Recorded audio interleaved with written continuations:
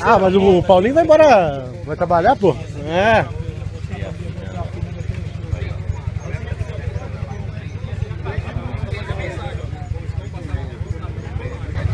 Aquela lá era uma... Vai, não mexe não, vem cá.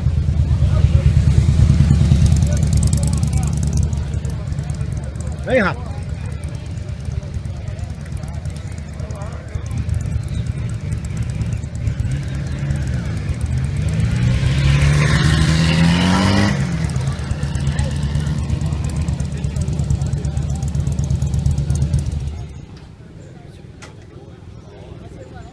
Tô filmando.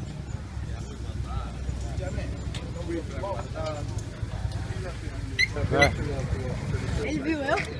Viu? Ah, o cara tem LS2, pensando que é pouca merda. Nós compramos meio que é trechinho, ele compra. Viu, Rafinha? Olha aqui. Engraçado. Caraca, cadê o gato tá de graça? Ah, tá aqui. Olha só que legal. Que isso? Capacete de viagem. Ele é louco por um dele. Capacete de viagem. Capacete de ninguém. Ei, como que vai ser? Aqui, ó, coloquei a torneira que eu coloquei aqui.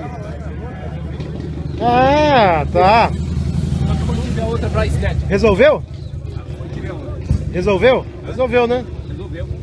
Ah, pelo menos agora não tem mais aquele monte de mangueira aí, né? Entendeu? Entendeu? É.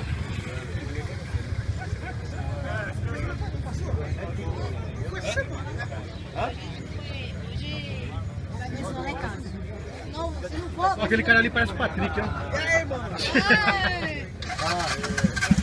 Olha, tá até pegando aí, ó.